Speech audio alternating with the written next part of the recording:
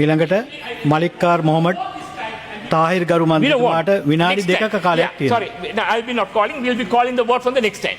Yeah, thank you. බිස්මිල්ලාහිර්රහ්මානිර්රහීම් ගරු මුල්ලාසනයේ අවසරයි විශේෂයෙන් මම ආරක්ෂක නියෝජ්‍ය මහත්මයාට ප්‍රශ්නයක් යොමු කරනවා. අපි පුත්තලම කල්පිටි ප්‍රදේශයේ ගෝන් හමුදාව පුහුණු කඳවුරක් තියෙනවා. ඒ පුහුණු කඳවුර පීටුලා තියෙන අවට ඉන්න ගොවි ජනතාවයි දීවර ජනතාවයි ඒ ජනතාවට ලොකු ප්‍රශ්න මුණ දෙනවා.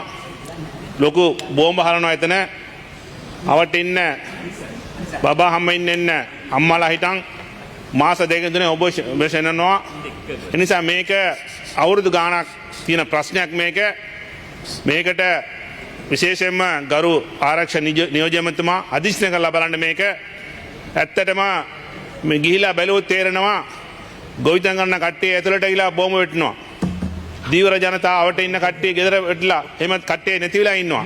නිසා මේකට මම දේශපාලනෙන් තොරව මේක ඔබතුමාගෙන් ඉල්ලා සිටිනවා. මේක ඔබතුමා කලින් ආරක්ෂක පන්සේ වැඩ කරපු නිසා ඔබතුමා දන්නවා මේක විශේෂයෙන්ම මේක මැදිහත් වෙලා ඒ ජනතාවගේ එදා ජීවිතේ ගෙනියන්න පුළුවන් වටා පිට හදලා දෙන එක ඉල්ලා සිටින අතර විශේෂයෙන්ම ගරු මුල්ලාසනේ අවසරයි වනාතුල පොලිසිය ඉස්මායිල්පුරම් කියන වට්ටකණ්ඩල් ගමේ අහිංසක ජනතාව පිකටින් කරනකොට සමහර කට්ටිය තෝරාගෙන පොලිසිය නඩු කටයුතු එමුණ තියෙනවා. මන්ත්‍රීතුමා ඔබතුමාගේ කාලය. ඒ නිසා ඒක විශේෂයෙන්ම ඒක මෙදියත් වෙලා සාධාරණයක් ඉෂ්ට කරන්න ඉල්ලා සිටින අතර විශේෂයෙන්ම දැන් සුනිල් කුමාරට ඉවරයි දෙන සානාධාරය දීලා ඉවර කරලා මිනිසුන්ට එදා ජීවිතේ යන්න පුළුවන් වටා පිට හද නැත්තම් හැමදාම පේජ් ඔෆිස් එක ගන්න කට්ටිය